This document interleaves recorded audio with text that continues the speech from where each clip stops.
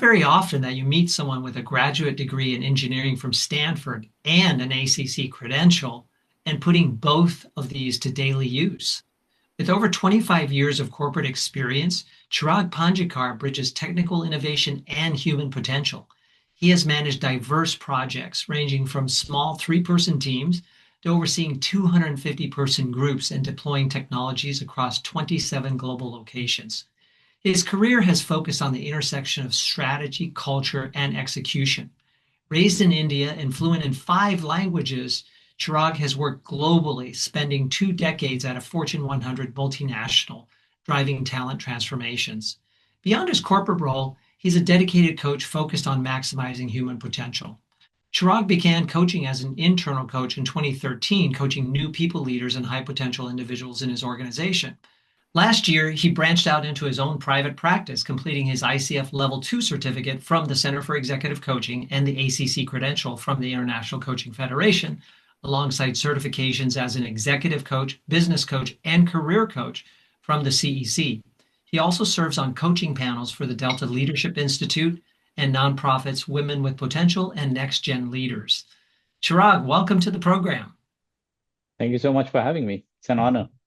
Oh, it's really good to have you with us. I've known you for a few years and I admire your work, so I'm looking forward to this conversation. Yeah, I mean, when you asked me, I was like, wow, Michael wants me to be on his show. I'm just so honored. Like it's I'm in seventh heaven at the moment. Oh, terrific. I'm really glad that you're here. And I'd like to just jump in and start asking you some questions here. Sure. As of this recording, it's been just about a year since you became a certified executive coach. What has changed since then? Quite a bit. Honestly, becoming a coach was not on the plan. I've been working for 20 years. I still work, and having this opportunity to create something on the side and build it from scratch is something I haven't done for a long time. So uh, just working that, and then in addition, I have 2 kids. I have my wife and 2 kids. So there's work at home, and there's having to balance one additional thing on top of the work has been awesome. And it has taught me so much more about myself. So those are the main things that have changed, and hopefully we'll cover some of those things in this conversation. Yeah, it's a really good point you make that being a coach actually affects us in other parts of our lives since we tend to become more self-aware and more tuned in to what other people are saying. We become better listeners. Yes, that is also one thing. I don't know if my wife and kids will agree with that, but I think yes, I have become a lot more deliberate about listening. That's maybe a better way to put it for me. You mentioned that you've been with the same firm for quite a while and continue to be tasked with managing people and teams. So, Mhm. specifically regarding your management, how has your approach changed since you learned to coach? I've started to maybe how would I put it? Not focus on the very tactical things. And what that has done is that has helped me respond to the bad days better. Like oftentimes I would catastrophize bad days, take them very personally. I think I have become a little calmer in those situations.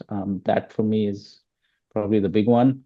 Um, the big challenge, though, has been when to be a manager and when to be a coach. I think that's the challenge because previously I was always a manager. Now I'm this coach. So I'm like, okay, well, do I want to, when do I need to manage? When do I need to coach has been the big challenge. But in terms of the positives, definitely outweigh the negatives and the, yeah, the bad days. I have a better perspective on bad days. You become more perceptually aware, right? In perceptual coaching, we talk about catastrophizing. You mentioned that, and so you're more aware of that and able to kind of work through that. And then you brought up something that I think people listening here are going to be able to relate to or be more curious about, which is when to manage versus when to coach. Do you have any tips or ideas on how you navigate that? The biggest tip I would say is give yourself grace. You know, Hmm. um, that's something that I've started to become a lot more aware of, that it's okay to make a mistake. You might coach when you should manage, you might manage when you should coach. Um, but if on the big picture you are right, maybe 60% of the time, that's a good manager, or that's a good coach. So you, even if you get it right 60% of the time, you're still going to get it wrong 40%, and the 40% is kind of part of the journey. That's probably the big one.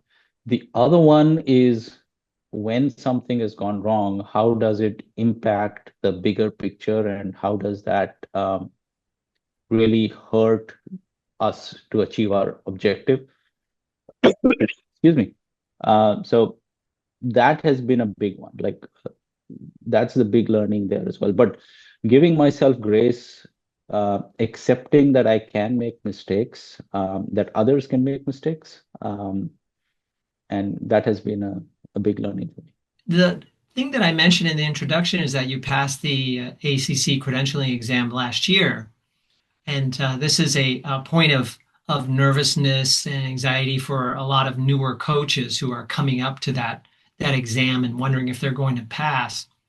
Do you have any tips for how to help new coaches study for the exam so they can pass it the first time? What really helped me was taking the pressure off a little bit. I think there, my situation was a little different, because I have a job, I have coaching for me is something that I started out with. Um, I'd say like priority three, and it'll eventually evolve into priority two, with family being the top priority. So for me, I did not take too much pressure on myself, that even if I did not pass, it did not define me as a person, as a coach, as an employee, whatever. So that was helpful. But in terms of the very, I would say, tactical stuff of passing, Mm. um, a lot of it is common sense. I think especially the new ACC exam that they have is common sense, but it can be tricky, because like you might have a competency, a question that comes, and you have to define which competency it fits under, and according to that, what the best response would be. So getting a good idea of the ICF core competencies, and in what scenario which competency applies, and how it would work, why a certain competency would not apply. I think building some sort of a mental model of those competencies really helps. Yeah, when I think about what you've said here, it also makes me reflect on your last answer. You just seem to have such a grounded approach to life, this pragmatic uh, sense that if it's not a high pressure thing. If you release some of the tension associated with taking an exam, you tend to do better.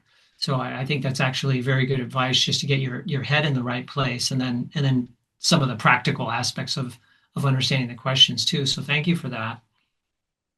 Thank you. I mean, yeah, for me, I think, like, one thing I learned in the ACC journey was, you're a coach on day one when you start your Mm. training.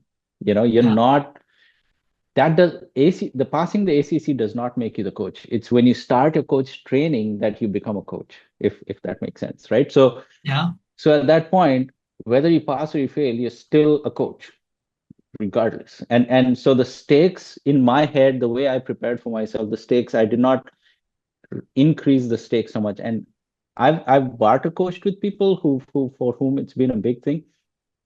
And I can see that for them, they've defined coaching as their livelihood, as the way to pay their bills in the long term. And I can see the importance of that. But that's where, you're still a coach, whether you pass it or fail, has helped me, maybe, you know, process that ACC exam a little bit. Another great mindset tip, and actually the ICF agrees with you, because when you join an accredited coach training program, such as the CEC, the ICF invites you to start counting your coaching experience from the moment you join the program. So they recognize recognize what you're saying, that you're a coach from the time you join a coach training program, not when you earn the ACC credential. Yeah, and to add to that, that's exactly what I learned when I was preparing for the ACC. Is like, well, hold on a minute. My coaching doesn't start now. It started way back, and actually, Mhm. it helped me also because I was able to get my ACC faster because I'd had some ICF training prior.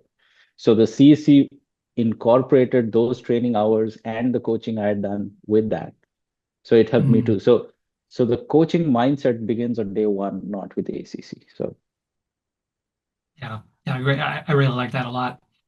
Your enthusiasm to support coaches is significant. That it goes way beyond tips to this interactive website that helps coaches grow in multiple ways.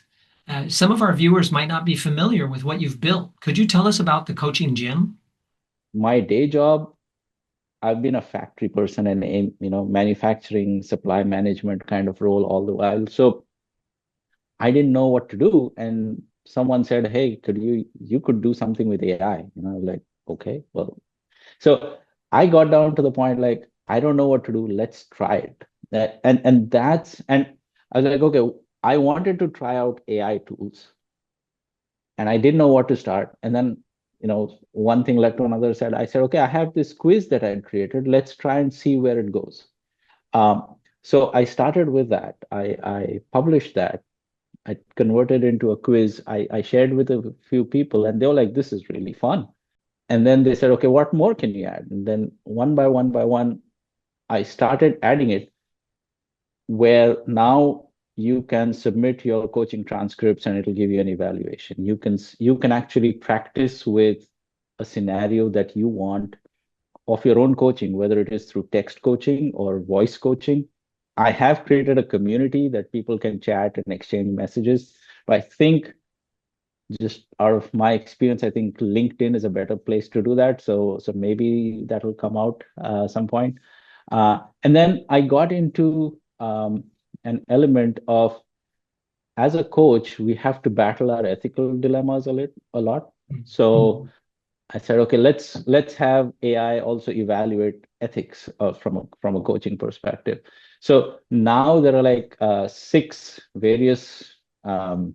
six features that my app has. One is the quiz. One is the text coaching of a sample client, a voice coaching, ethical dilemmas, transcript, and community. So now the coaching gym is basically that, where you can go in and practice various elements of your coaching. I was so impressed when I first looked at it and realized there's so much to it. And one of the sections that really caught my attention was that ethical dilemmas section, because I have seen other apps where you can upload transcripts and have your coaching evaluated, or community, of course.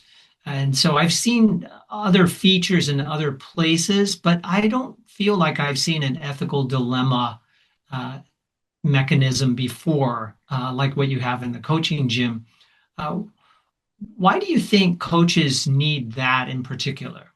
So I'll give you some background. Like, the company I work for, and I've been working here 20 years, so we are one of the top companies in the world in terms of ethics. And I think ever since I remember, we've been in the top 50 ethical companies in the world.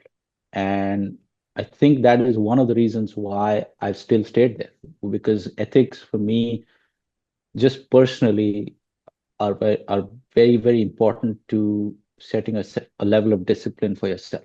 You know, just because you can doesn't mean you should. I think that's how I view life, and that's how I try and tell my kids that this is how you should live life.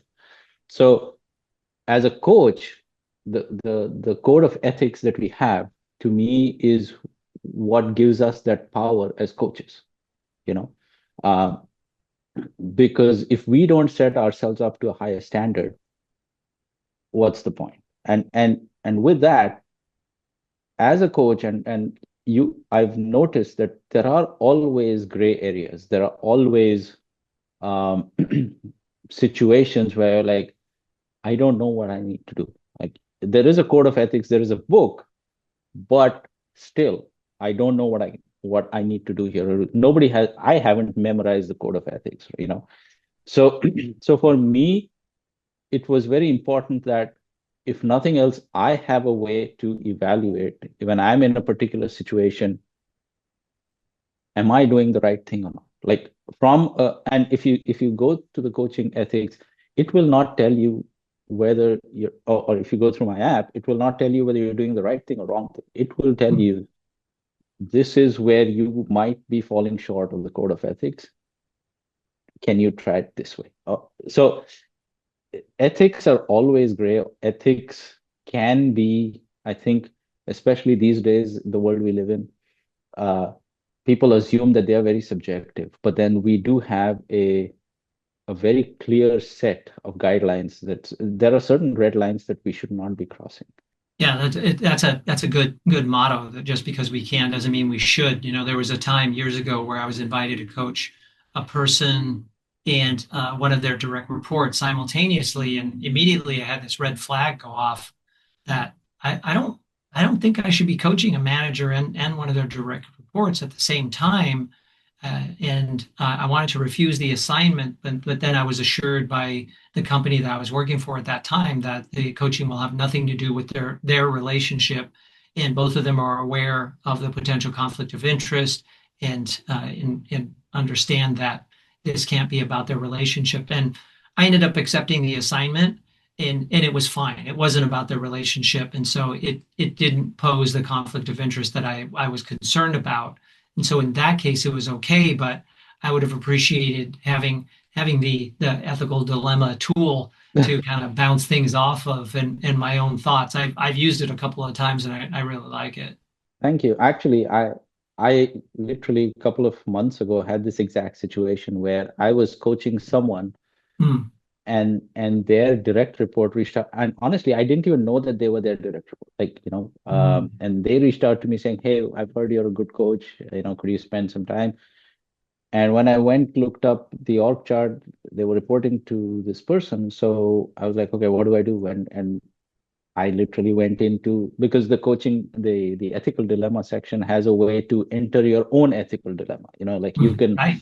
Um, so I went in, entered it, and it gave me, okay, these are the questions that you may want to ask the relevant people. And I went through that and turned out that the subordinate employee did not want a coaching relationship. They just wanted to connect and have a conversation. So I didn't need to divulge my coaching engagement with their boss, but I did check with their boss saying, "Hey, your employee wants to talk, and are you okay with that?" And they were like, "Fine, no problem."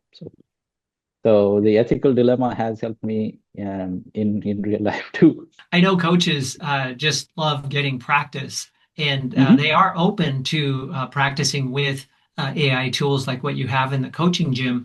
I'm curious, why did you decide to have two different simulations, one with Text Studio and one with Voice Studio? So I'm an engineer, and let's just go with that basic thing. So I want to always drive the technology to the farthest that I can. And for me, I know that just knowing how technology works these days, I knew that the text portion was very simple. Um, from my personal, the voice version was more to see how far I can take that technology.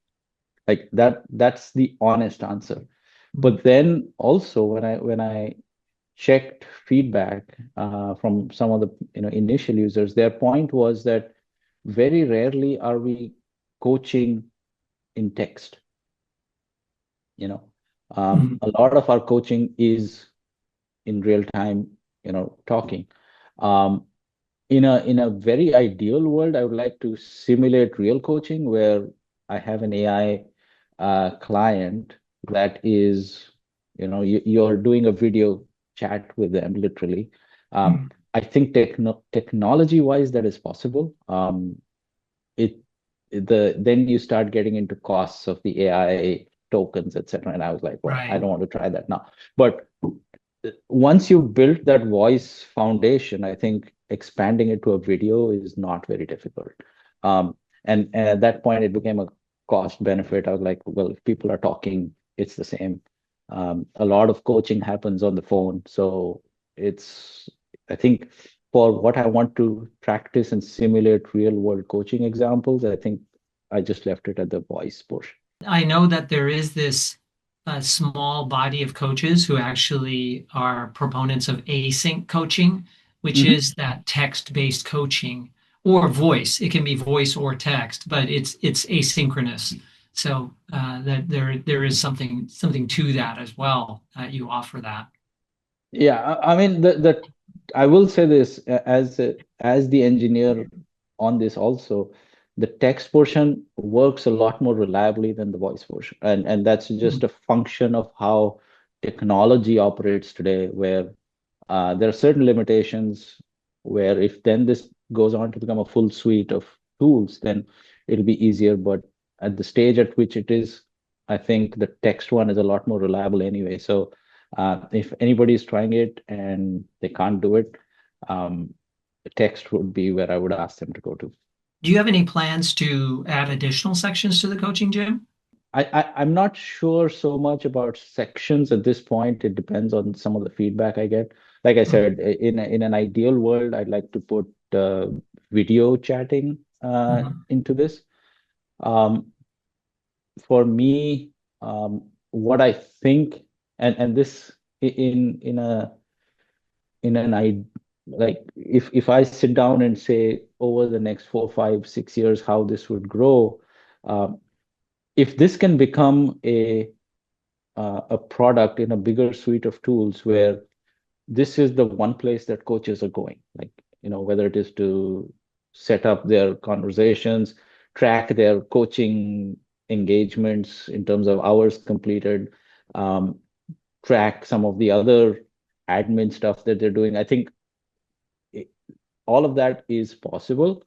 Um, and again, maybe this is just the engineer in me, which is like, saying you can then slowly start building your own unique voice as a coach, because then it is analyzing everything that you're doing. Um, that's the very, very long term. I think for one, um, I would like to bring in more languages for people to Mhm. coach in, because um, it is English and coaching can be done in any language. So, as someone who's born and brought up in India, who can speak multiple languages, I'm like automatically this limits me in terms of the coaching I do. The challenge there obviously would be the transcripts, but I think again, surmountable challenge. Um, the other portion that I would like to bring in is reward people for practice, you know, uh, some some way by which people can get, if you are putting in the discipline of repetition, then you should get rewarded in some way. So um, have something like higher category of users who can get more advantages or something like that. I mean, so it'll be more administrative in that sense. Mhm. And at and maybe this comes in from my personal um, real life, which is outside of my coaching. A big part of my life is as a people leader at a company. So can this then also be used as a manager practice in, you know, because because the competencies, the skills required as a people leader, as a manager are slightly different than coaching. So Mhm. if I can fuse those two worlds in some way, that would be awesome. That sounds pretty cool, actually, and it kind of gets back to what we were talking about earlier when I asked you, how do you know when to manage and when to coach? And if Yeah, you can actually strengthen your hand in both areas, that could really give you an edge as a people leader. that's the hope. I think so. I mean, so that's where some of the structure that I've created code-wise, or the back end of this is structured in a way that it's fairly easy to expand into that. It's just at this point, there's just way too many things going on. So So at this point, Chirag, some of the coaches who are watching this are wondering, how can I try the coaching gym? So, what is your your approach to giving people the access to the coaching gym? Yeah, I mean, firstly, just go to www.coachinggym.app. Fairly simple. Every new user gets 7 days of free use for all the tools, after Mm, which some of the AI-based tools go behind a paywall. mm, Um, and I am working on a discount code for people to use that will get them, I think right now it's 199 per year or 1999 per month. mm. But uh, I am in the process of creating some discount codes, and if I can put that discount code to you and you can share that with your users. That that sounds good. And if that is available at the time of publication of this video, it will be added into the notes below the Perfect. video. Yeah, yeah. Or you can contact Chirag afterwards or contact me and look for something like that. Well, Chirag, I just want to thank you formally for your contributions to the betterment of the coaching community because it's one thing to just do it for your own sake and to be a better manager or be a better husband, father, et cetera, but to actually then give back to help coaches around the world to improve their work is significant. I just want to thank you for that. Thank you. And again, I really appreciate you giving me the opportunity to come here and share. And when you said you wanted to talk to me, I was like, man, I haven't had a bigger honor in my coaching career, to be honest. So I really appreciate you having me on board. Well, thank you very much, Chirag. It's been a pleasure talking with you today and looking forward to Likewise. continue our relationship. Thank you.